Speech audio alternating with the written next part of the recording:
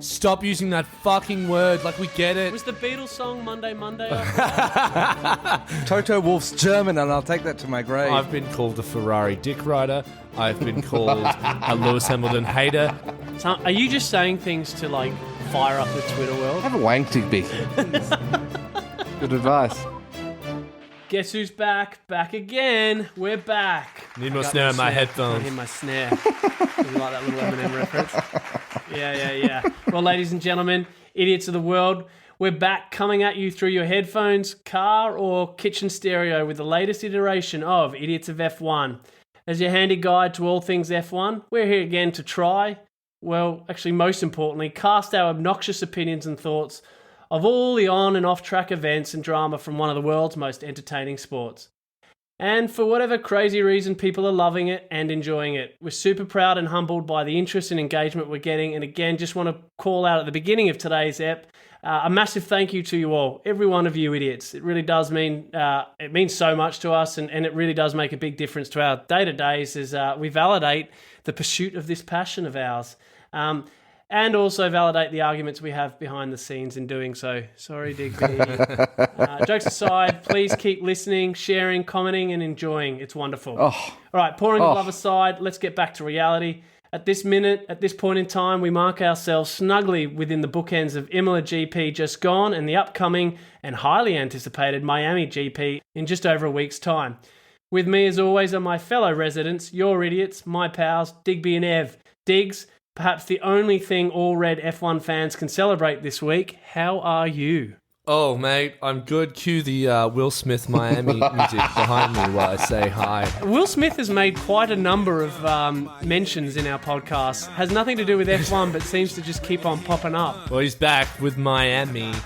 And yeah, so I've been good. I've been in the Outback. Yeah, With your skin? I've been out in Broken Hill. And for all our international listeners... We're going to Broken Hill. We're in Silverton, and that's actually where they filmed Mad Max 2, The Road Warrior. So if you watch the start of the movie when he's getting the fuel from the tanker, you see Mundy Lookout right behind him. And that's there you go. It's basically Mundy. a big music festival in the desert, and we played to about... Was the 30,000 Beatles song people. It's really Monday good. after that? No. Tried. I went there. Let's keep You're moving. meaning the Mums and the Puppers, wasn't it, mate? Yeah, all right. Ev, Christian and Jerry Horner's long lost child. How's it hanging, buddy? Buongiorno, ladies. Buongiorno, very good. Just the ladies. Just the ladies. Yeah, I Just worry the that you seem lady. to forget Just half the of our one. audience, Ev. Last week, I think we introduced you as the voice, and your salutation or your greeting was, "Hello, ladies." It was very said Dr. it- Love-ish. It's very British. Hello, ladies. Hello. Hello. Yeah, I It's tend like to clip my words. Jumanji. Hello, little lady. Hello, little lady. All right, well, look, typically we have a huge amount to get through. From all things race weekend at Imola and upcoming Miami, our Raging Idiots quiz, and a sprinkle of a few new and returning segments to tackle. So, shall we just get on with it and start by getting stuck into the weekend just gone? Let's do it. Lights out. The weekend just gone saw the F1 return to Europe for the first time this year with a trip to Italy for all the teams. The race weekend also saw the reintroduction of the sprint for the first time this year, which in a bid to squeeze another race event in across the weekend saw everything slightly reshuffled with qualifying moved to Friday, sprint on Saturday and the Grand Prix holding its fixture for Sunday.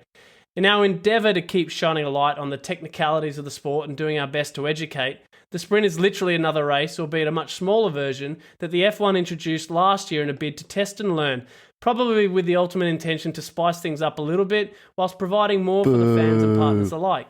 Including this weekend's in Imola, the yearly fixture will see the event on 3 separate occasions, with Austria in round 11 and Brazil in round 21. Sprint in Austria. Yeah. So look, in a nutshell, Close. The race in and of itself is a sprint. yeah. Well, let's figure. get through this intro. I got a few things to speak about. Yeah, that's right. So look, in a nutshell, qualifying now sets the grid for the sprint race, and the sprint race results set the grid for the Grand Prix. Importantly, unlike qualifying, the sprint race also entitles the top 8 to claim championship points. 8 for P1, 7 for P2, all the way down to 1 for 8th spot. And over the weekend, we saw this have an impact when Carlos Sainz finished 4th in the sprint and in turn overtook George Russell into 2nd place for the Drivers' Championship. So those extra points really do matter a lot come the end of the season. Oh, dear. Whilst there is a bit of love for it anecdotally, particularly in its opportunity to provide some additional surprises for race day, it seems to cop a bit of heat from F1 fans. Ultimately, I think it's inevitably just benefits the commercialisation of the sport rather than the actual spectacle. But Digz, Hit me. do you like it? I loved the sprint. Well, this is a two-part answer. I loved the sprint last year on the big tracks. I thought it worked. It was on Silverstone last year, right? Am I imagining? Honestly, you've got to stop asking us questions where you know we're never going to remember. No, sorry. It was Silverstone, and what was the other one, Ev? Well, don't throw it to me. Imola. Not Imola. Monza. Monza. Okay. So last year we had the sprint on Silverstone and Monza. I really liked it in Silverstone and Monza. I thought for Imola doesn't really work, and I think George Russell was complaining a little bit about it. Yeah. He made a good point. There's only really one point of that track that you can overtake, and it's tough. Yeah. And there's not enough time to get real wear on the tires. Yeah. So I think on a bigger track, you get or at least a track with multiple overtaking zones. I think it works really well because you're opening it up a few places to have some action. Okay. Yeah, I don't know what the committee decided for this to be the track to be doing that or on. Austria. Austria's going to be ruined for this. That's my favourite track. Yeah. And I'm going to be there this year. And now, But okay, as a fan though, you're going to be there and you get like a whole additional kind of race event. yeah. And that's cool. I think the appealing. So from a fan perspective, I think the appealing point about it is that it's different. So if we start doing 5 or 6 sprints a year, I'm going to get over it real fast. Yeah. I like the regular qualifying. So I rolled into this asking that question, actually thinking, and again, we haven't spoken about it. This is actually the first time we've spoken about the sprint as a format. I tend to agree with you. Last year, I thought it was a really welcome addition. I didn't understand enough about the sport and kind of the dynamics of what it would bring and why they want to bring it in. But I kind of actually thought we'd all conclude that it's a complete fucking waste and it's unnecessary. However, I think you've nailed it there, Digz. It's completely dependent on the track. So with that, Ev, I have a question for you. Is sprint going to stay on the schedule? And Resident purist. Yeah, resident purist. Yeah. The guy that I continue to turn to for definitives and seem to get, no answers that kind of conclude anything. Will it stay on the schedule? Toto Wolff's German, and I'll take that to my grave. Whoops. Yeah, but again, we don't have to be factually correct. We've established that, like, when it comes to some detail, we're pretty useless. So we'll let you off on that one. But yeah, will it stay on the schedule? And is there a chance that it will become a thing for every race, or will it only be a select few? I don't think it'll be a chance for every race. I trust in media companies working in their best interest. So if this is something that becomes popular and brings in more of a new audience, then of course this will be there'll be more of this. I just had a great idea. If it's a new track, do the sprint. Yeah, fair point. Give the drivers more time to learn and understand the track. But I mean, you're not going to have new tracks every year. But I think it's a good way to introduce a new track. Correct me if I'm wrong. The justification behind the sprint is to somewhat help address the anomalies that happen in qualifying. It gives those that may have a bad qualifying the opportunity to kind of get their way up into a genuinely good. But I felt like that takes the excitement away from the race. Yeah, but then, that's part of racing. If you crash, you're out. That's right. That's life. And that gives lower tier drivers like like Lando the opportunity to get third because Sainz fucked up. Yeah. Without the weather, this would have been a pretty lackluster race, so that second half was far more true to I think Imola. I think they got lucky with how exciting it was. Lots of cool racing, but ultimately I just find the track so forgettable. Well, there's nothing really atmospheric about it other than it has a lot of Ferrari fans. It happens at Monza anyway. It just felt like true. coming off the back of Australia, introducing the sprint. Really poor weather. It just all seemed to lose its way a little bit. But I will, and not to preempt your answers, part of what's Verstappening today is I'm actually, one of the questions to put to you guys is whether or not Imola should be a permanent fixture, for the F1 moving forward. Well, Awesome. All right, so look, still much to learn about the sprint and its permanent role going forward. But what it did do was put Red Bull back up the front of the grid for the Grand Prix, and they inevitably didn't disappoint with a huge turnaround and reliability issues to grab their first 1-2 of the season. And actually, I think it's only their second in the entire hybrid era, which goes all the way back to kind of the start of last decade. And they certainly did it in some style by grabbing every point bar one that was on offer across the entire weekend. So Max was obviously first in both the Grand Prix and the sprint. Max also got the fastest lap in the Grand Prix, hence the bonus point. Checo came second in the race and third in the sprint. So literally just 1 point missed from him not finishing second in the sprint. So a huge turnaround in events and surely an ominous sign for the opportunity of Red Bull to seriously push for a Constructors and Drivers' Championship. I'd say the pendulum is swinging much more back to being neutral between Ferrari and Red Bull. I think it's easily a fair thing to say. So are you just saying things to like fire up the Twitter world? Are you just wanting to wind people up here? The best thing about socials is that anyone who disagrees with what we've said automatically assumes that we are the fans of the other team. I've been called a Ferrari rider. I've been called a Lewis Hamilton hater. I've been called a Max hater. I'm like, well, which is it, guys? Like, what am I? Do I hate them or do I love them? We just like to have a crack at everyone that's relevant at the time. I like Russell. Russell's my dude. Russell's my man. I don't really like Mercedes. And Danny Ricciardo is the hardest person to support in F1. All right. Well, so look, noting many were surprised and excited to see Red Bull claim the top podium steps. As it is often the way in this sport, it did come at the expense of some poor Ferrari form that inevitably resulted in a pretty devastating weekend on their home soil. So whilst it was evident that both Max and Sergio drove the skins off their cars, the Ferraris were their own worst enemies. Now, before everyone jumps down my back, hear me out. Firstly, and yes, everyone is likely to call out that it wasn't Carlos Sainz's fault that he didn't finish the race. And you're absolutely right. No. Bad luck found its way into the race again, resulting in him being cleaned up by our very own Danny Rick when he misjudged the corner in the first lap in the wet and pushed Sainz off, beaching him in the gravel trap. He inevitably paid for Danny's mistake. However, I want to posit here and I want to throw out that the reality is that Carlos was there where he was on the grid because of the mistakes he made in qualifying. So in Q2, Carlos ultimately binned it and red flagged qualifying and hence finished in 10th. Granted, he did a great job in the sprint to go from 10th to 4th. The point being is that he had the car to go top 3 and he should have qualified and equally raced and finished in the top 3 for the sprint, which would have seen him out of reach of Danny in the first lap. So we've seen Sergio Norris... We probably you make your luck. You make your own luck. This is That's unfair. exactly right. This is unfair. Hold on. I agree. However, what you're assuming that if he hadn't crashed, he would have done better than Red Bull. We don't know that. Like, I know Leclerc got top. Max got pole. So Max got pole. So at best, what was he going to get? Third. So it was really only one spot back than really his but best. if he had a finished third, Danny would have cleaned up Sergio or Norris rather than Carlos, right? So look, all I'm saying is there's no guarantee. Absolutely. I'm just iterating that there is a butterfly effect, and yes, I agree. Carlos did get taken out by Danny, and it ruined his race. The reality is, Carlos did make a number of mistakes early on. That had he have not made those mistakes, he may not have been in the situation he was in. So look, no, of course not. Yeah, because I've got you. Carlos has just signed a 2-year contract extension. Following 2 podiums to start the year, of which he was fairly vocal about many negative things in those pursuits, he's since DNF'd in 2 races straight and sits 5th in the championship. Has Carlos just officially confirmed he is in fact Ferrari's number 2 driver and he will need to support Charles in his pursuit? Or given the length of the season, should we give it another couple of races to Well, I think he's always in my head considered the second driver. So crashing twice...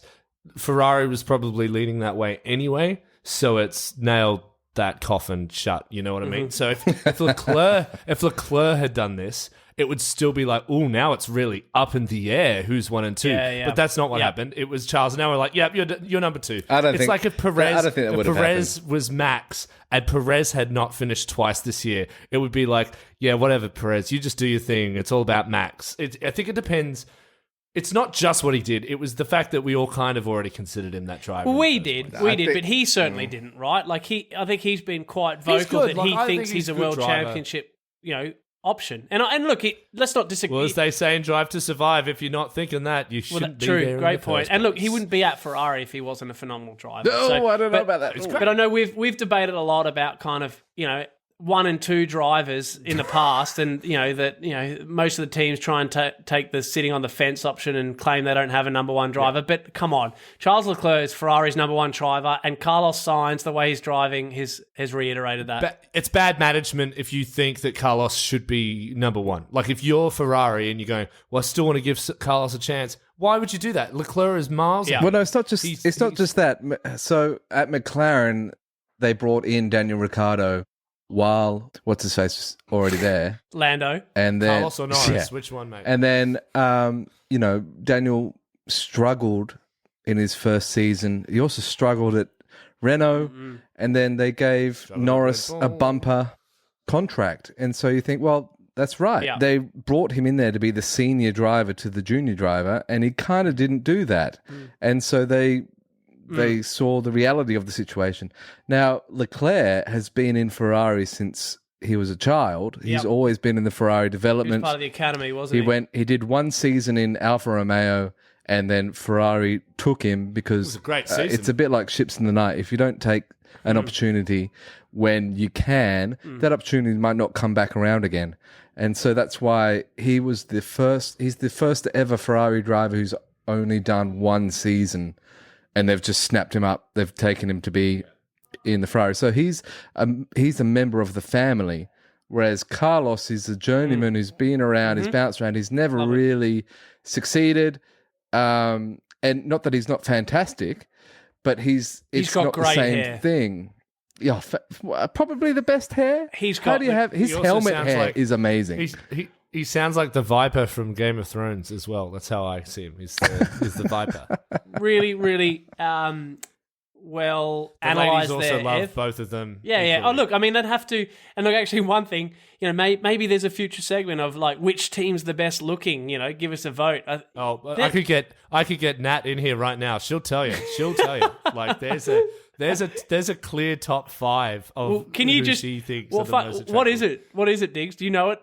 So number 1 is George Russell as the overall package. See, that's you enforcing your opinion on her. Just listen to what I have to say. He's not the best looking, but she likes his eyes, and she likes the way he talks and treats. He shows emotion. She likes him as the whole package. We need to preface this by saying that this is coming from a woman who's in love with you. Based on looks alone, she'll go Leclerc, yep, and then Sainz. She's like, that's her top 2, but Russell's like the boyfriend. So Ferrari are the best looking team, right? Yeah. So George Russell is Russell's boyfriend material. No, Russell's like the best friend. No, she Russell's still in likes the friend him. zone. That's what she's saying.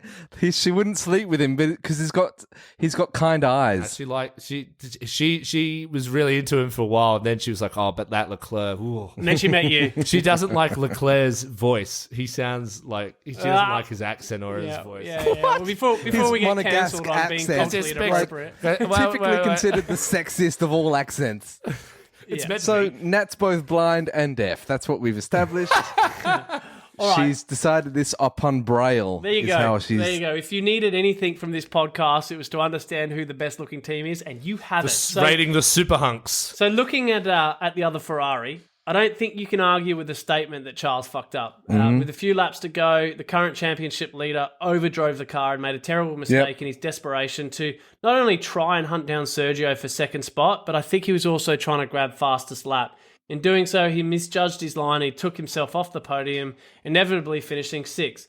Ev, we're big fans of Ferrari, simply because we love the idea of more teams fighting for championships. And obviously we've spoken about the tradition and the role of Ferrari in F1. But if Charles is to be a genuine contender for a championship, surely mistakes like that are a complete no-no. Do you think these are the signs of a champion in the making rather than champion ready? Look, if you say that, speaking of that, Verstappen has a history of mistakes. So what are you saying? So it's acceptable for champions to make these mistakes? No, it's just part and parcel. No, I think there needs to be more context. That mistake was made in part A because Sainz wasn't there to back him up, so Red Bull could afford to split their strategy, which meant that all Charles could do was just try to go like a bull in a china shop for the whole race. Yeah. Whereas if Carlos was there, then they could have split their strategy equally. And then to make matters worse, the DRS wasn't introduced until like 30 laps too late. And so if he had DRS, he would have easily overtaken Sainz. Overtaken Chucken. And he would have overtaken him so much Double earlier. down on it, mate. Double down on it. He would have overtaken him so easily. Yeah, look, look, I hear you. And so there's obviously, there's justifiable reasons for why Charles was overdriving that car, but again, he made a mistake, and if you're going to win a championship, you can't make too many of them, correct? Yeah, correct. Yeah, of course. Is he ready? Is he championship ready? I guess the question, really. No, I think he is. Okay. I think he really is. Yeah. Okay. I think he responded well to that too in his post-race interview. He took more responsibility, he's very mature. like you should. Said, "Look, I tried too hard and I got greedy." He was frustrated. greedy. He wanted to get. He was thinking about first. He wasn't thinking about second, and ultimately paid for it. I actually think most drivers are pretty ready. Contrary to what like a lot of people think. If you look at what about Lance Stroll? I knew you were going to ask that. I saw that coming a mile away. He's ready. So you're saying on record that Lance Stroll is championship ready. Yeah. If he went to Ferrari tomorrow, he is ready to win the championship. You are the same person that said he had a punchable face last week. Like, let's just get this on record here. I think that if Mazepin had Hamilton's Mercedes in like a year that was particularly poor for the competition, I think Mazepin could have won. So you're saying anyone can win with the right car. I love that you just deflected from Lance Stroll. Could have been more doubtful. Yeah. But what's great is there's definitely, we'll get to it later, but there is definitely a handful of people who are ready to tell you just how amazing Lance Stroll was in All right. Formula 3. Like, there's no difference. Let go of the past, dude. So you can't win. If you win F2, you're not allowed to compete anymore. No. So, which is a pretty interesting That's rule. what's stopping in me for all F2, you these can't years. compete in F2 if you win F2. Yeah, so Piastri won it, and he can't. He doesn't have a drive this year because he can't go. He can't do another year in F2. Whereas if you come second, you can just stay in F2 until you get called up to F1. Yeah. So it's a bit. So shouldn't there be a rule saying if you win F2, you automatically get a seat in F1? That would be a nice rule because it makes it more incentivizing. Well, you run the risk of losing some good talent by not getting them in a seat in F1. But you also run the risk of losing good money if maybe you've made the 20th least amount of money and potato. But you know what I mean? That's just the mindset. Yeah. We should keep cracking on. So, rounding out the podium, aside from Danny's poor race result, we saw a huge rebound from McLaren across the entire weekend, finishing it off with a third place from Lando Norris. Whilst both drivers finished 5th and 6th in the sprint, showcasing the return of some pace and ability to compete with that car, it was obviously a bit of surprise to see Lando there. Diggs, we've touched on many times, where you finish is as much about capitalising on the luck, and Lando did just that as he skated through to grab a podium. The Stephen Bradbury of the F1 at the moment. Do you want to contextualise that for our international audiences who have no idea who the fuck Stephen Bradbury is? Stephen Bradbury's children don't know who Stephen Bradbury is. Back a few decades ago in the Winter Olympics, there was 2008? an Australian speed skater.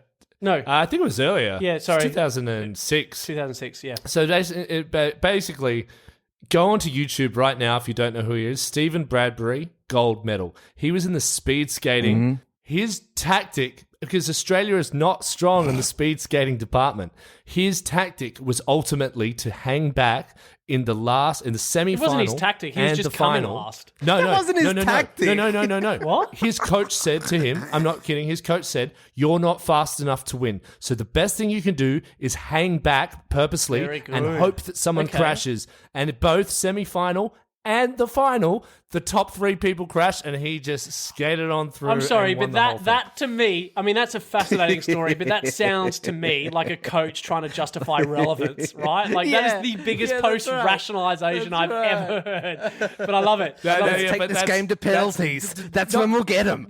But the thing is, if you watch speed skating, crashes happen a lot, especially at the front, because people push and shove. So you could argue, like, if the top 2 are racing each other too hard, they're likely one of them's going to crash.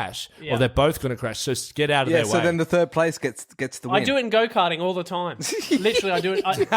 But it's not a tactic. It's not a tactic that I set out to go, I'm going to sit behind everyone at a second a lap, just so that when they crash, I can overtake them. But however, in my last race, I did find myself thinking, going, fuck, I'm not doing very well here, but just keep going because there's a good chance someone will crash out. Never know. And they did. Exactly. Mazepin has employed that tactic for an entire season, and it never worked out for him.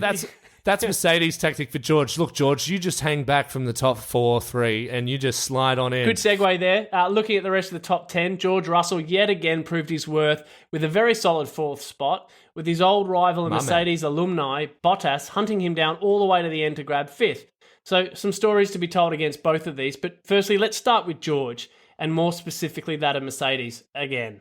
Now, I don't think anyone needs for us to go on much more about the reality of the issues plaguing that team. Mm-hmm. Yeah, the car looked worse than ever on the weekend, which was obviously no doubt a substantial disappointment for many around the world after being given perhaps a small glimpse of hope out of Australia and the idea of returning to Europe. I know we were obviously quite keen to see how that would unfold positively for the team. But aside from the issues with the car, let's talk about Lewis Hamilton for a minute.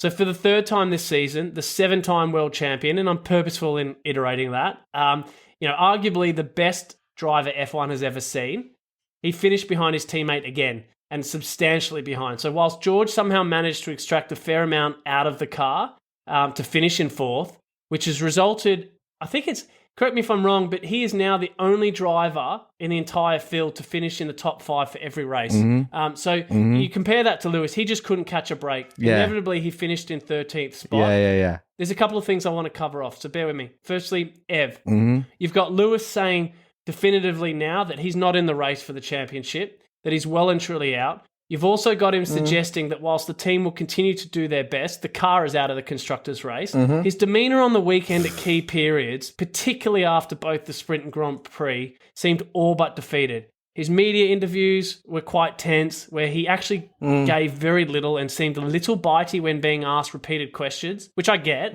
that he couldn't give alternative answers for. Ultimately, you've got the greatest driver in the world on a ledge. No doubt his mood, his opinions, his comments, his demeanour, his conclusions, everything, all have a massive bearing on that entire team's morale and effort.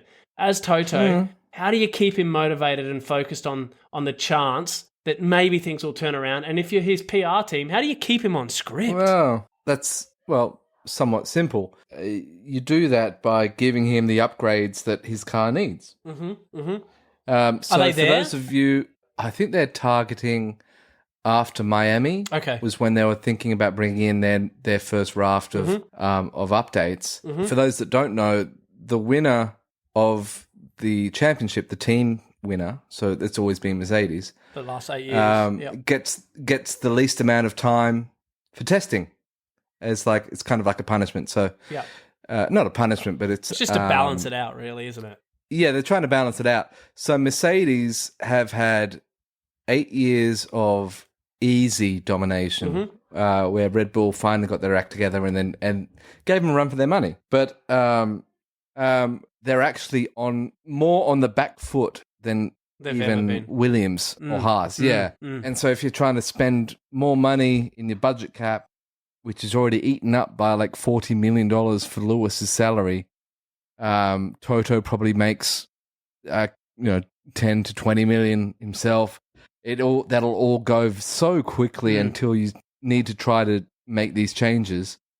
They took such a wildly big swing with these 0 pods, which just hasn't worked out, and they're apparently no closer to solving. So it's how you make Lewis happy, and George would be unsatisfied as well, is by bringing in solutions. And that's why everybody's still reticent to write them off, because they know that if they can fix that, they probably are faster than both the Ferrari and Red Bull, and probably handily.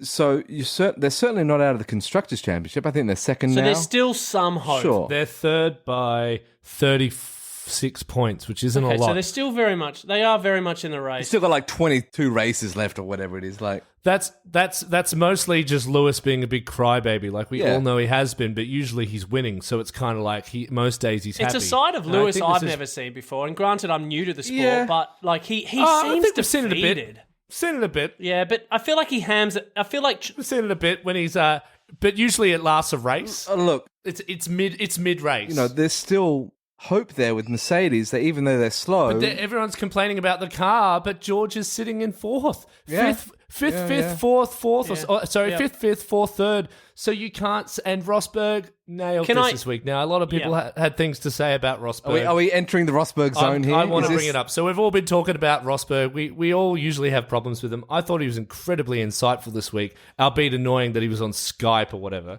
For those that have access to Sky Sports, which is what we get here in Australia, obviously Rosberg is quite a fixture that turns up every now and then to comment. Yeah. And he won the championship against Hamilton in 2016 and then left because he couldn't take the pressure of driving alongside Lewis. Allegedly. Yeah. So basically he's got this history of not being Lewis's best mate. So everyone accuses him of taking jabs when he can, but I thought this was quite a good little uppercut he gave on Lewis this week.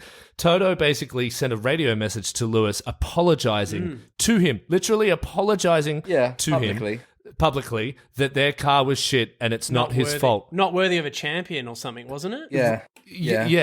And as Rosberg said, and I think very rightly said, that's just smart business by Toto. He wants to keep his champion happy and confident, but we all know Lewis is somewhat to blame here because George Russell just came in at fourth, so it can't just be the car. Yeah. No, and it's a fair point, but actually for me also, Digz, you mentioned at the start of this episode, I can't remember definitively what it was, but something along the lines of how shit Imola is perhaps as a track. And we saw, albeit we saw some wonderful close racing and again, a nice tribute to the new cars and how they've been set up, etc. Yeah, I think it must be the new cars. But Lewis could not, he was stuck in a DRS train and could not get past. In fact, there's some wonderful memes of the AlphaTauri, Pierre Gasly's AlphaTauri, suddenly like 3 times the size of what it is because he just couldn't. He got stuck behind Gasly, and that was his race. He could not get past him. Yeah. And most of it was without DRS, and then he got DRS and still couldn't fix it. George, on the other hand, managed some. I know he got most of his overtakes in that opening lap, which in itself is an amazing achievement. Yeah. But he still managed one or two big overtakes, I think, before DRS. Yeah. So Bottas couldn't get past George though, and Bottas came home storming. And he was storming. And so George I don't know how George held him off. Yeah, because he's an amazing driver. With amazing eyes. Digz, if the year continues to go terribly and Lewis is unable to perform well whilst George does, coupled with the pressure and the microscope that will no doubt sit over Lewis for every comment and action, Digz, is Lewis's legacy at risk? Is the sport at risk of losing him? I think his legacy is only at risk if he acts immaturely this year. I think if he takes this on board as something that just happens, if you look, he's got plenty of time left. Alonso's a lot older than him, and Alonso is driving well in a decent car. He's showing that you can be of age and still perform highly. And I think if Hamilton genuinely is the best, and I think we all agree that he probably is, then this can turn around. But he's got to start. You know what he's like when last year when he had a few things not go his way, he kind of gets a bit defeatist, like, oh, you shouldn't have given me these tyres so soon. Now I'm going to lose. It's like, hey, mate, how about you just go, this is a bad start to the year, but if you truly believe I'm that good that I can make this car work for me, and I'm sure Ev will suggest it's probably just a few different tweaks on both cars and maybe George is getting the better tweaks. It'll change. It would just... Can you imagine the battering to that bloke's ego, though? That, I mean, for somebody that's been glorified as the best ever and for so long... This is the first time that I'd read about this, that it got brought up about, is this going to tarnish his legacy if he performs poorly? And it dawned on me that everybody has to deal, every athlete has to deal with their legacy, and that legacy gets defined by how well they lose. Great point, Ev. So if you lose well, you can have grace, and then you bow out of your career, and people will love you, or you'll be a bit of a dick and blame everybody around you, and then leave.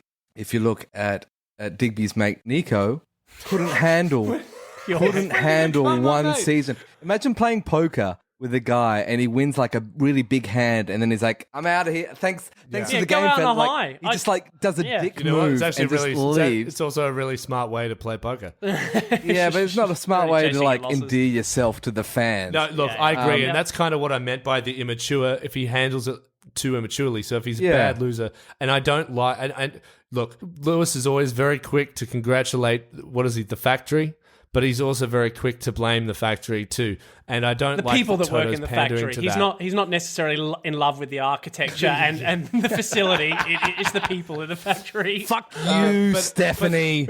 You know what you did. But I mean, ultimately, there's a time where the champion has to bow out, and it's just part of the cycle. Yep. The only way from the top is to come down. Alonso had to do it, and Alonso was the biggest, even bigger than Schumacher. Can I just say though, again, I was all for someone else winning the championship last year. We mentioned in the last pod that we kind of turned around and not anti-Max, but just thought, actually, no, I want Lewis to win this. I'd be devastated for the bloke if after how things ended last year that he doesn't even feature in this year's championship, and then that's it. What a way to go. It's going to play it, because you know how I did for a long time. A lot of people do was like, well, if you weren't driving a Mercedes, you wouldn't be the champion. It must be tough for him. That will creep into his mind. Sports psychology of, oh my God, was it really just the car? Was it the car? That will play on his head, rightly or wrongly. Thinking about I don't think it was Tom Brady. just the car. Tom Brady left, at New England. Patriots. Yeah, and went to absolutely dominated. And by all accounts, he had the best team. Same with Messi. Yep. Messi leaves Barcelona probably 5 years too late. Yeah. If anybody knows. But to be fair, Tom Brady went and won a championship. Well, that's right. Yeah. But he did need Gronk to catch the ball for him from his old That's the thing.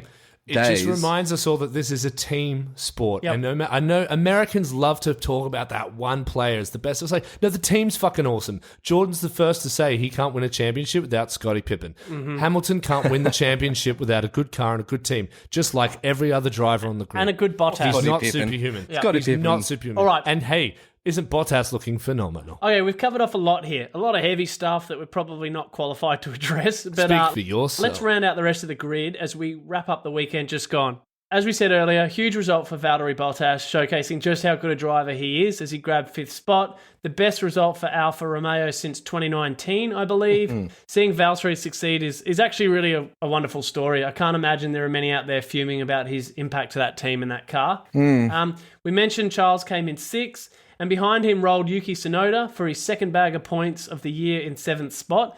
Am I allowed to say, is he I'll cut this if it's not appropriate. Is he the smallest man? He's tiny. But they did I'll get it up. They posted about this on F1. So we're allowed to talk about it? That's not inappropriate. Yeah, they That's never stopped us before. They posted about all the heights. Look, Japanese men are traditionally shorter. It's like Dutch men are.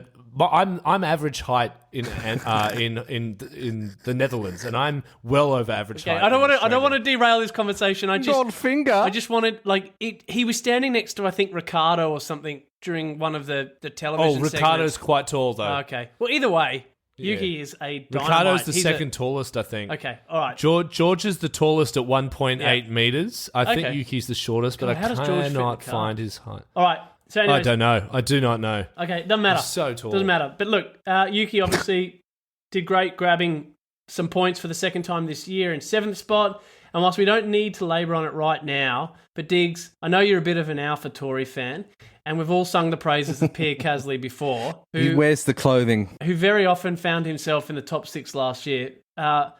But both he and the team seem to be very much off the mark this year. I appreciate they've had a few reliability issues with Yuki's car, but very quickly, is this just the reality of having a more competitive midfield teams, or are they very much off the mark with that car? I feel like Gasly is nowhere to be seen. Yeah. Look, the style of these cars, they're heavier, they have less mechanical grip, so they're not suiting drivers and to a lesser extent, even though he won, Max Verstappen, who likes really nimble cars so he can drive around you. Ricardo likes lighter cars so he can outbrake you. If he has a heavy kind of train of a car, it's not great. And Gasly the same? Gasly seems to be a really good all-rounder. And so if these cars lack personality in their handling, and they speak to different drivers, and it's not speaking to Pierre right now. All right, Lastly, aside from K-Mag grabbing some points in ninth, excitingly for Aston Martin fans who have felt nothing but pain for the first 4 rounds of the season, we saw both drivers grab their first points of the year, with Vettel and Stroll grabbing 8th and 10th respectively. And speaking of Aston Martin and Stroll, in last week's pod, Digby posed the question to our audiences to whether there was anyone out there that was a genuine diehard Lance Stroll fan. Aside from the pod, we also posted this on our socials, and correct me if I'm wrong, Diggs, but we've had something like almost 100,000 views and over 4,000 interactions. Is that right? On that one video? Agreeing with me? I assume they all 100% agreed with me and my punchable face analysis. Absolutely. You're almost right. So about most, there are a lot of Canadians who actually threw in their comments, I'm embarrassed by... Did you hear that, comment right now? There's a new comment right now. Stroll has had some strong races. But Latifi is a clown. He is constantly ruining other people's quali and races. He needs to go. I kind of feel like that's a little one. That he must be a Stroll fan. Well, there you go. We got one. But one thing I took out of it, apparently Will Buxton is a huge Stroll fan. Right. Now, Will Buxton is the one of the narrators of the Drive to Survive series. He also does a lot of the F1. He's a journo. Yeah, but apparently...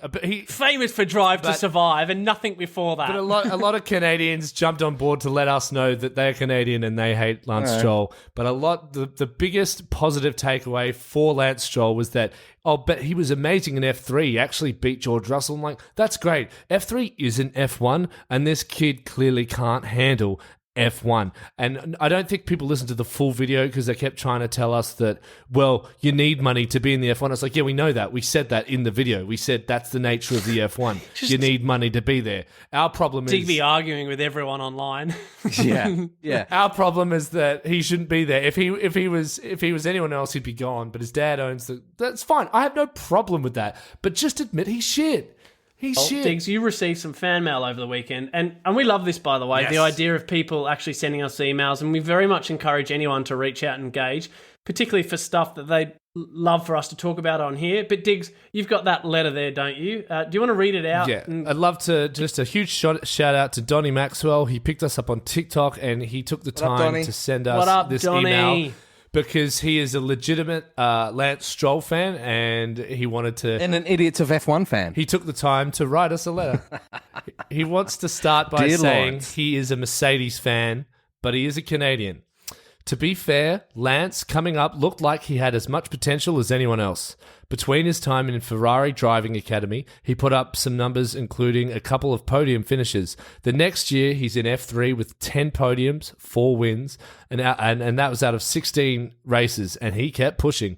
Did he deserve a shot at F1? Absolutely. He had the potential and the credentials to deserve a shot. Now, would any other driver have stayed in F1 as long as he has without Papa Lawrence? Hard to say. That's a hard no, Donnie. I'm going to stop you right there. I think that's a fucking hard no, mate. If you're saying it's hard to say, it's a definite no. Albon got a shot with a better car to start. Russell, talented, but if it were not for Mercedes grooming, we may not have seen him. Come on, mate. Russell is clearly the superior driver. Well, not if Stroll beat him. In F3? In F3? Yeah, but did they race against each other in F2? Because George won F2, didn't he? No, Lance went straight to F1. If I were in boxing, if I boxed and I was 18, as the young drivers are in F3, and my manager was like, hey, that guy over there, like, you mean the guy with the punchable face? Like, yeah. He'd be like, his dad's a billionaire. I'll be like, you know what? I bet he's going to beat me. Well, I just watched Rush on the weekend, and I love that movie. And the whole story about Niki Lauda paying his way to get into F1. Granted, again, back to your point about the other drivers that have corporate backing, it felt a bit like that. Yeah. But you know what? He did have the money, but he also had incredible enthusiasm about how the car ran and was knowledgeable of what to do. So I'll finish the email. Hold on. Yep, sorry. So is Lance deserving to be here? I say yes. I think he still has a world of potential. Just didn't have the same team around him to develop it properly. Well, I hate to break it to you, Donnie. It's his dad's fault that his car sucks. So he's also the same reason that he's there. Anyone can win with a good car. He's got a world champion next to him. Like, what more could you possibly give that kid by way of support? And everyone likes to remind us that he got podium. And he got. It's like, but you know what? George Russell got second on the fucking on the grid in a Williams in Spa in the wet. So don't go telling me that Lance Stroll is a better driver. You are so defensive of Georgie boy, aren't you? Look at you. You're going red. No, I'm demonstrating. Racist. Oh, racist. So look, I although your passion is admirable, Donnie, I'm going to have to disagree with you there. But I do love that we have found a legitimate That's fan. a Digby disagree. And I think that's awesome. And it really was a legitimate question last week. And please, we encourage more emails, idiotsoff1@gmail.com. Tell us what you really think. On that absolute roasting and suggesting for people to shut the fuck up when they're wrong, please get in contact with us. Hey, so potentially for the second time in as many episodes, off the back of talking all things Stroll, I have to ask again, has he been paying attention? Woo! Yeah, and that's right, boys. It's time for this week's Has You Been Paying Attention? Ev, was that a sigh of like, I can't be fucked? Like, are you starting to resent this? Is it because you're losing? I think I'm losing. Sounds like Hamilton. I'm losing 3-2 or 3-1 or something. 3-1. Losing 3-1. Yeah. Yeah. All right. So if you had the Hamilton mentality, you got to be he's defeated. Be honest. You're out of the running. I'm already out of the running. I'm already out of the running for the whole season. All right. So look, for those first-time callers, this is our idiots quiz, which happens every episode. So come the end of the season, the individual with the least amount of wins will donate $500 to the charity of the winner's choice. Now, gents, I promised you last week that we were going to have our first guest contestant today. But unfortunately, due to a last-minute issue, I got an email saying that they've had to pull out. So apologies to our listeners for having to put up with this tripe again from you two buffoons. But I do say that with a lot of love. But seriously, I need you guys to start getting all of these right so we can keep pretending and convincing everyone that we actually know what we're talking about. So on that, if you think you've got what it takes to take on Ev or Digz, jump on our website, idiotsoff1.com, or hit us up on the social, idiotsoff1, that's the number one, not the spelling of it, across Instagram, TikTok, and Twitter. Give us a shout that you're keen to have a crack, and you'll be able to come on the show in one of our episodes. Now, if you get on and win, not only will you be able to altruistically feel like you've made the world a better place by helping kind of push the donation to a charity, you're also going to get some Idiots of F1 merch. So don't delay. Yes. Right. Testing my memory. Yes, go Dick, sorry. I had someone on TikTok wants to come on the show and do the quiz, and he said, but he'd like a few more weeks to study, and I said, that won't be necessary. We're terrible. You definitely don't need to study. Like he did, but he didn't get back to me. But he said he's DM'd us on TikTok, and he wants call to him be out. Part of it, so we'll get call him him out. Call him out. Too hard to find his name. Don't worry about it. No, I'll find his name because Ev's run off to the to the ladies' room. His again. name is on. He's called Power Broker on TikTok. So Power Broker, if you're listening to us again. He's the one who sent me all the information about Will Buxton being a Stroll fan. Oh, very good. And I wanted to come on the show. So, mate, he's also an Australian. His name's Jason. Jason, we love you, mate. Thanks for listening. Thank you. DM me back on TikTok, and we want you on the next Haas. You've been paying attention. Don't be scared, mate. I'm bad. Like Ev's bad. Who's bad? We are. So get on the show. Bit of Michael Jackson, and look, and so just to get some free merch, mate, we want some people to be wearing our jumpers and t-shirts and absolutely, and you know the merch looks good too. All right, so on testing my memory, Digz, you'll tell me if I'm wrong, but last episode saw you take home another win. Have I got that right? Yes. With a by default. Okay, yeah. With the competition now standing at 3-1 to Digz. So it could be a bit of a Charles Leclerc moment here, Digz. Are you feeling the pressure? Is it just a matter of time before Ev turns it around and runs away with this? Like I said last week, mate, I feel like an undeserving person on the podium. So there's no pressure on me. I'm just happy to be here. I'm just happy to be. I'm up here in a McLaren. I'm Lando Norris. Brilliant. You know, I'm Lance Stroll and a Williams. You're just Stephen Bradbury. Ev, you think you've got it this week, mate? For the sake of your reputation as our F1 expert, I kind of feel you need to actually genuinely sort your shit out. Look. We win as a team, we lose as a team. I want to thank everyone. I want to thank all the people at the factory. I just want to thank the factory. Yeah. Bricks and mortars. All right. As is always the case, same story every week. 6 questions. First to buzz their buzzer will get the first swing. Get it wrong, and it's a free hit to other. In what is probably the only real thing of value in this entire segment, Ev, can we get a reveal and test of your buzzer, please? Lewis has given up. Way, yes. It's a quick one. It's a quick one. I love it. All right, and Diggs, a sound check on yours, please, mate. Let's go with I Saw the Signs. Oh, I like the music kind of theme territory that you go to. I mean, yeah, it's cringe, but it's good. All right. I saw the signs, and it opened up my eyes. I saw the signs. Here we go. Lights out. Away we go for round 5 of Harsh, you've been paying attention. Okay, you ready? Question 1. Friday's qualifying saw a huge amount of disruption. Amongst it all was a downpouring of red flags. How many red flags were there? I saw the signs. I'm going to go with 3. That is incorrect. Hamilton's given up. 5, please. Yes, well done, Evan. Yes, all right, thank God. One of you got something right. Okay. I thought that was in qualifying, not in... Was it Friday qualifying? Mm-hmm. It was in qualifying that they had 5. That's what I said. That was the question. All right, so... Why don't you tell us what the question was, Ev? Yeah. But this isn't fucking Jeopardy. The answer's in the question, Gav. All right, bonus point. Can you name the drivers attached... The second question is the bonus point. Just... is there a delay, or are you guys just being pains in the asses? No, he's being a dickhead. Yeah. Just ask the question, please. Bonus point. He's delaying it so he can think about the answer. Can you name the drivers attached to 3 of them, and 2 bonus points if you can name all of them? Oh, to the red flags? Yes. Hamilton's given up. No, hurry up. You're on a time limit here. You have to have something to say, mate. I only know Stroll? 2. I'm going to say Stroll. Is Stroll one? No, you're out. No. Okay, so it's Albon. That's not a bad guess, by the way. So we got Albon and Sainz. Yep.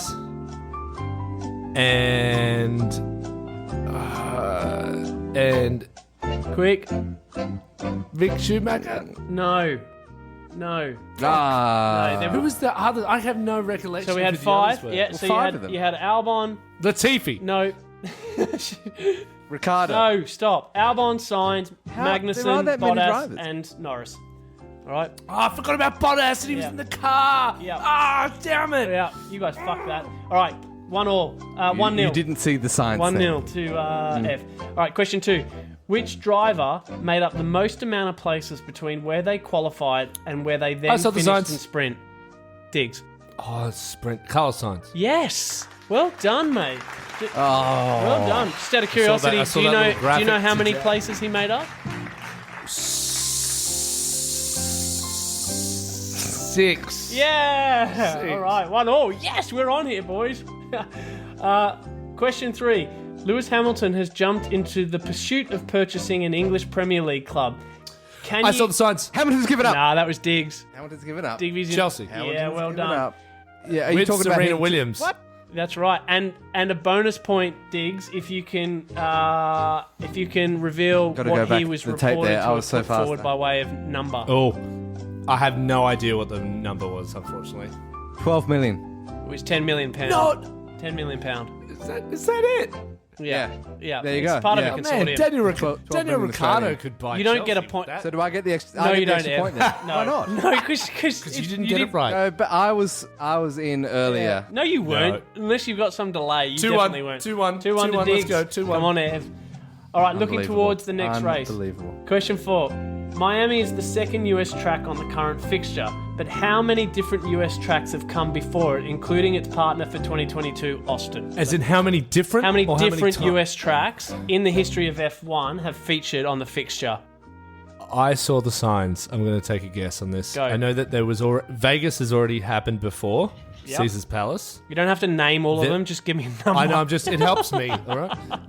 Dallas was the track. Yeah, fair call. Yep. You got 2. And it doesn't include the current ones, right? Well, yeah, either or. There was a California track. Can I don't know what it was called, but it was Just in give me a California. number. 3. fuck no. I was doing I'm my gonna say system. I was 5. getting it. to my- Yeah. 5? Nah, wrong. I'm going to say Wrong. 5. So there's been 11 in total, including Miami. All right. So just for trivia's sake, you had Indianapolis, Sebring, Riverside, Watkins Glen, Long Beach, Las Vegas, Detroit, Dallas, Phoenix, and then obviously Austin and now Miami. All right. So I wasn't including the current one. Yeah, that's fine. Yeah, I would have given it to you if you... You still would have got it wrong. I understand that. All right, question 5. What is the official name of next week's race? I saw the sign. What? No, I thought you were going to say this race. Sorry. Well, yeah, Miami. Oh, Miami. take away a point. Miami. Take away a Miami point. GP. No, that's the hashtag, probably.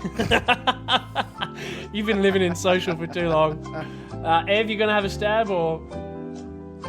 The official... The name, the official name of the race. Well, it's just called the Miami Grand Prix. No, it's not. It's the Miami I just said International that. Autodrome.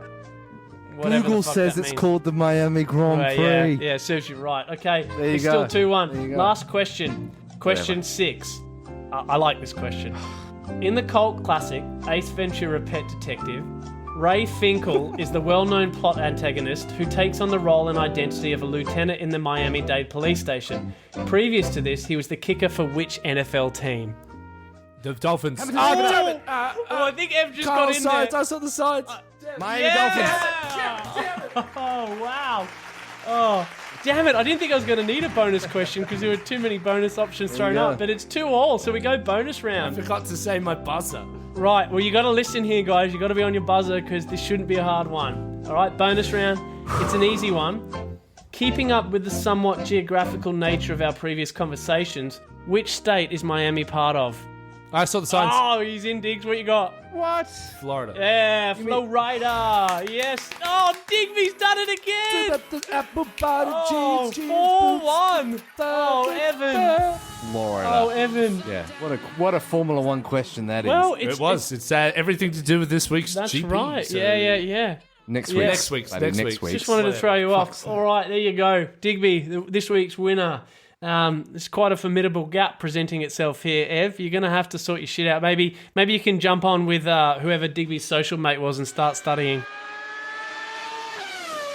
Moving on, as our regular listeners would know, this particular segment sandwiched between the weekend that was and the weekend coming up tends to take on a bit of life of its own. Recently, we've introduced you to a taste of Twat of the Week and Where in the World is Mazepin? And last time we threw out the introduction of Barbecue Bites but ran out of time. Well, excitedly, this week it gets its own stage. Digby, explain to our disciples the gist of Barbecue Bites and why it won't be long before everyone is craving a bite of your barbecue meat. Nom nom nom nom nom nom. Hold on. Let me just fire up the old Mark Webber. Yes, much better. If you are new to the sport of F1, as there are a lot of people out there who just like to be a part of the game but don't quite understand the ongoings, but still want to sound like they know what they're talking about. Like this an is the influencer? segment for you. I said like an influencer, like as in like Influencer. the pandemic. I meant influencer. So no, now I can't say it. If you've seen the IT crowd, Moss actually has an app for the Premier League. And that's where I got the idea. So Very this is good. kind of like little comments you can make to make it sound like you watched the race, even if you didn't. Yeah. So Yeah, which Arsenal trying to walk in the ball again. thing about Arsenal is they always try and walk it in. Ev, take note. This might help you for next week's quiz. Give us some of your barbecue bites, mate. I can hear the barbecue sizzling. Okay. Geez, there's some pressure on Signs after this week. Let's hope he can pull it together from now on. Very good. Very good. Ooh, num num num num. So it's meant to be somewhat vague to enhance the conversation. Love Get it. other people. Oh yeah, I know what you're talking I know about. what you're talking about. Yeah. You can hand these off to Nat, and for all of our listeners out there to their supporting partners, hand it on so they can be engaged in conversation with you at home. I honestly find Imola really boring. Do you think the rain improved the race this weekend? Love it. Very good. Okay, and Can I just say, and I think yeah. Ev mentioned it previously, we're going into the wrong time here down below the equator to elevate an event like a barbecue when we're about to roll into, speaking of rain, we're about to roll into winter. That's good barbecue chat. So last one, let's go with... Geez, isn't Hamilton really defeatist? It's only been a few races. Perhaps he could hold on just a little longer. Well, there you go. There's a couple of key takeaways there for everybody to start immersing themselves in the barbecue conversation, or Write that down. Write that down. Or water cooler conversation. Whatever term it takes on in the future. This is all part of our intent to educate our listeners, and so you got a couple there that will help you ensure that you don't look like a complete loser when all your mates start talking about F1. All right, so whilst we leave everyone to chew on those, let's talk round 6, Miami. As we cast our eyes towards the near horizon, we all ready ourselves for the arrival of the F1 in Miami for weekend after next, so May 6th to May 8th. Now, usually in this section, we tend to do a bit of a preview, predominantly reveal what we can about the track and what to potentially expect from certain teams or drivers. However, like most pundits, we're a bit in the dark about this one because no one definitively knows. So that said, Digz, we've spoken a lot about the growth of F1 and its expansion. And on the weekend just gone, McLaren boss Zach Brown came out and said that Miami is the biggest race in F1. So there's a fair amount of pressure and expectation to deliver, wouldn't you say? Well, I mean, is he saying it's the biggest race in F1 because they're expecting the biggest crowds? No, I think he's saying biggest by way of it's the most important, it's the most emphatic, it's the most interesting. Yeah, okay. Everyone was very excited when the announcement was made. Yeah. But then Vegas was announced, and I feel like there was even more excitement for Vegas. Yeah. I think with Miami, it's one of those destinations, if you're not from, even if you, I guess I can't speak for Americans, but around the world, that's one of those global destinations where you see in a lot of film clips, a lot of movies. It's very summery. Yeah. It's cool. It looks awesome. There's a party vibe I down think there. of Colin Farrell in Miami Vice. I think of Don Johnson in Miami Vice. Well, there you go. Yeah. I don't know who's showing their age. So I think, maybe he's got a point. Maybe it's big because for Americans, this is going to be a big destination spot, and certainly there are people around the world. If I'm gonna go somewhere, I'm gonna go to Miami. So, for instance, I'm going to Austria this year because I love that race. But ultimately, if I'm doing and the history of Austria, circa 1944. Well, if I'm doing the F1, if I'm doing a boys' weekend for the F1, Miami is until Vegas was announced, was top of the destination. You're not going to be able to. No one can afford to go to Vegas. Miami feels like it might be a good kind of like meet me in the middle type solution there. Yeah. So I reckon he's got a good point. I think it's going to be really interesting to see what kind of atmosphere it has. Australia showed what a party. What an atmosphere brings. I don't know. I don't know enough. I imagine it's the America's Gold Coast, right? Oh yeah, the Gold Coast. Yes. All right. So for the information on the track that does exist, it's been labelled a street track spectacular. So with Miami's Hard Rock Stadium sitting in its epicenter, the track will feature 19 corners, 3 decent straights with an estimated top speed of about 320 kilometers an hour.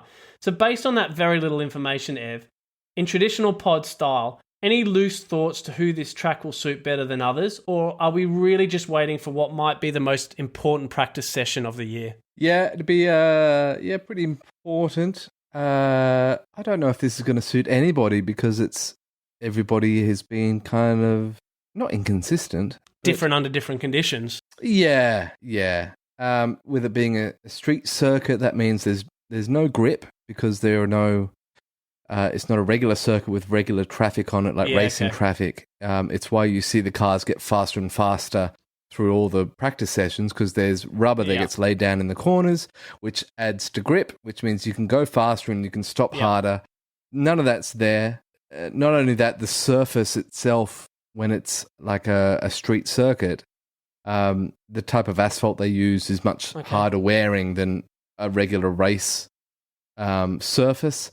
So there's already going to be less grip for that. So does that mean more tyre degradation? Yep. Yeah, that'll be more tyre deg. So that'll mean harder tyres that Pirelli will have to bring, which means less grip. And it's all just a bit... more drama. Yeah, it's all just a bit frustrating for me. I want to see higher speeds and more grip, and I don't want to see any more porpoising. I'm sick of this. Oh, I'm sick of that word. I hate that word. Stop using that fucking word. Like, we get it. All the cars are porpoising. I think it's more interesting if you say something isn't porpoising. Stop saying porpoising. We get it. Yeah. Cars are bouncing. Let's move on. They're all bouncing. We get it. We don't need to talk about it Why anymore. is it porpoising and not Mercedes dolphining? come out. Like, just out of curiosity. Oh, no, it was... the phrase was coined in the bouncing? 70s when they first tried to introduce this. Introduce what? Ground effect cars. Ground effect, yeah. And then it failed because they couldn't overcome the porpoising. So they got rid of it. God, stop saying... We can't say that word anymore. He's going red again. That word. He's going red. All right, so look, putting this one to both of you, Are you guys able to provide any insight? So make it up if you have to, into how teams can or would go about preparing for a track that they haven't raced on before? Well, I just had a look at the track. What do you mean you had a look at it? I just had a look at the shape of the track. Yep. It looks like it's definitely Does it go supports through the stadium? a lot of top. No, it just goes around, but it's a lot of top speed. There's there's a lot of big windy corners, kind of like Silverstone, but there's also some really tight stuff. So it looks like a bit of an all-round circuit, but I think ultimately the top speed's going to give you the best advantage. I think my advice can only come from me playing F1 2019 because I'd never seen half the tracks before. Practice is everything. You want to really test. You want to really put your car to the test by P3. Like by P3, you want to do as much time on the track, and you really want to push your car to the limits to really understand how this track is going to work. But in saying that, there'll be tracks that the teams can compare it to. They go, oh look, let's for argument's sake, this is very much an Abu Dhabi style track. So at least we know. Let's set up the car like that, and we'll just make the adjustments. As we go. And Ev, would they have access to simulation? Like, would the simulators be set up with these tracks, these new ones? They'll be set up with that. So they would have had the track layout from like 2 or 3 years ago when it got finalized. Oh, really? But as for what it's like to be there, no, they wouldn't. They don't have that information. It's probably akin to Azerbaijan, which is also a street track that has 3 exceptionally long straights and also a few really technical windy bits. That's way tighter than this, though. This has way bigger, like, sweeping corners, but it still has a few tight zones. But Azerbaijan just looks like a death trap. I don't know how people... fucking death trap. Yeah. All that said, coupled with the very little genuine understanding of what to expect come race day, it's time for Ollie's Odds. Gents, I'm hurting this week. How did we do it at Emilia-Romagna? So look, good question. My ego took a massive punch in the face over the weekend, as for the first time this season, I didn't tip the race winner. For those that listen, I went a little rogue in last episode where I rolled the dice and banked it all on Carlos Sainz making a huge statement and winning the Imola GP. He made a statement. But I couldn't have been further from that. So similarly, I also called Charles to finish second and Max third. In fact, when I actually look at my total top 10, I got one right. I got K-Mag in 9th, so boom, suck on that. Nailed it. Nailed it.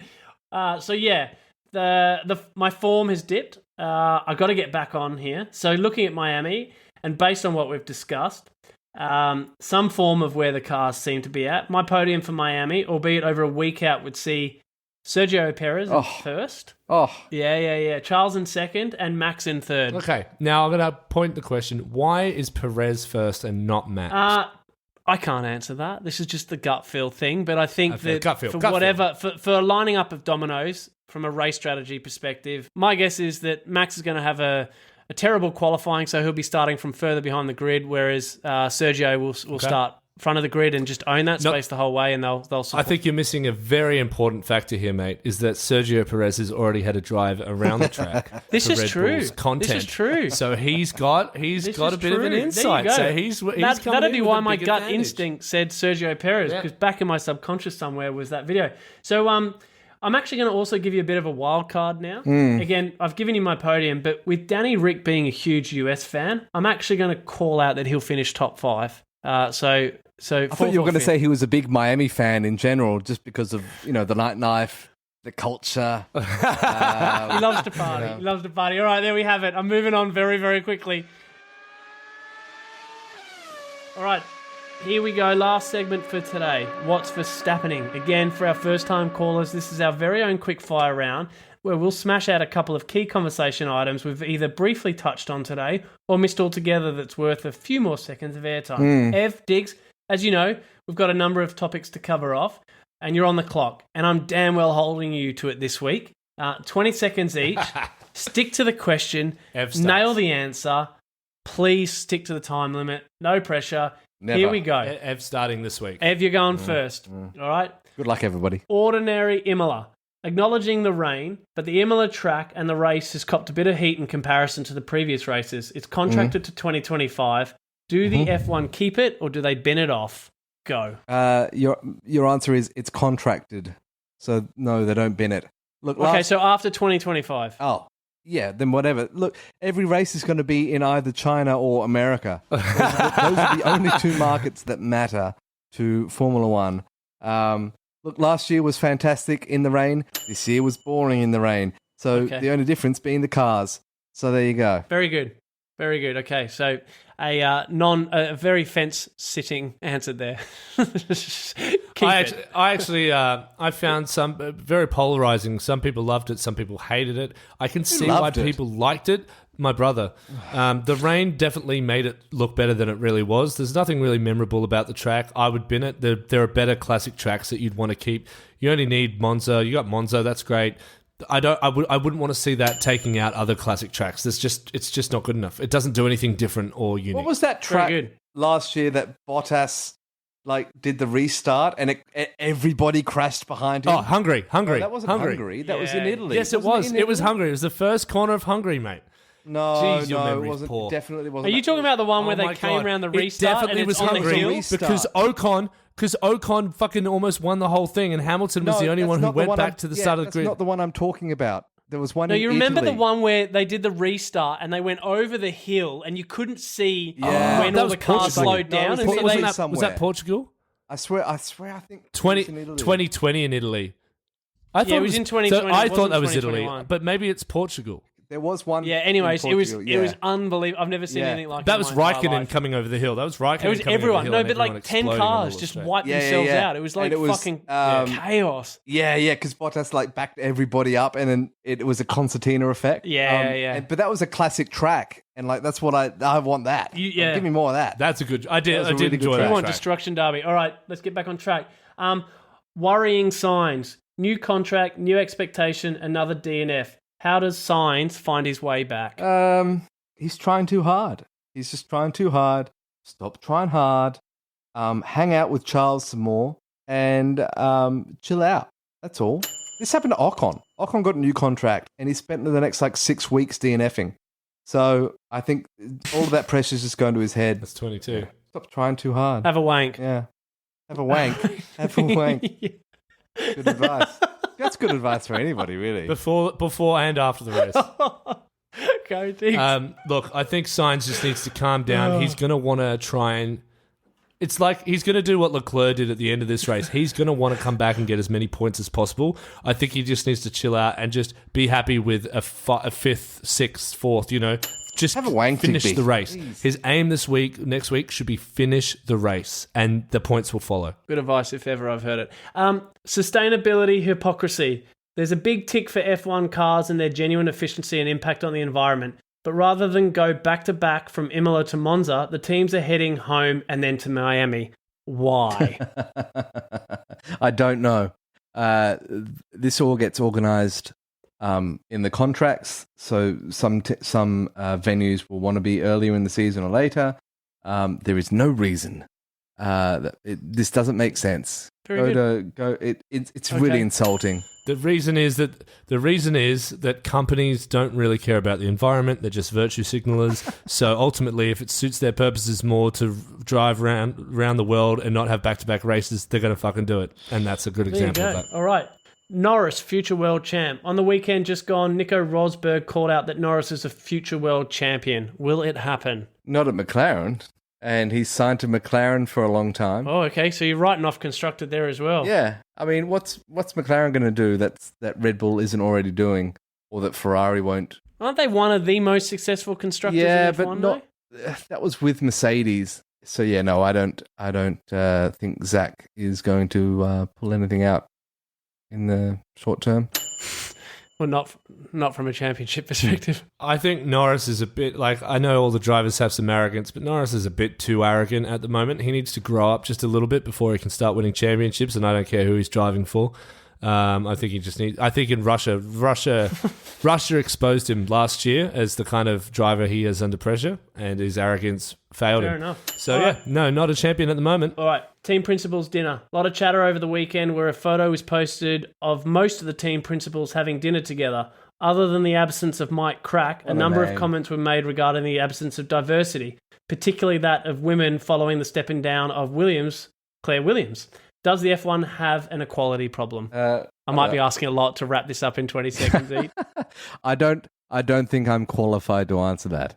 Other than No. It depends what you're calling the problem. Because if the problem is they're holding women back from being a part of the experience of being a team principal, then yes, they do have a problem. But if it's simply that women just don't want that job, then no, they don't. I want Jerry Halliwell to be like head of a team. Man, Christian should just send her in some days. Look, babe, I'm a bit tired. I'm going to go sing the Spice Girls. You go do my job. Let's do it. He loves the spotlight. All you got to do is keep Max happy. All right. I reckon I'll leave that one there. Yikes. That's it. Put a cork in us yet again. It's the wave of the checkered flag. We're done and dusted for another hectic week. Remember, if you had a giggle, learned something, been offended, shout out and get in touch. Also, make sure to review 5 stars, please, and share. As we've mentioned many times before, repetition. As with anything new, we rely heavily on the support of everyone advocating and sharing, and we thank you for doing so to date and encourage you to keep doing so. And it works. I was at a bar the other day and had my hoodie on, and a bloke came up to me and said he was a big fan of the pod. We love that. Get out. I did not know that. Yeah, it was brilliant. Hell yeah. I had my... sorry, I didn't get a chance to tell you, lads. I had my merch on. Offended you didn't recognise me. Yeah. I said, hello, Oli. Yeah. He looked at the logo and he said, which one's you? I said, fuck off, mate. All right, so if you haven't already, check us out on idiotsoff1.com and on the socials, Twitter, TikTok and Insta.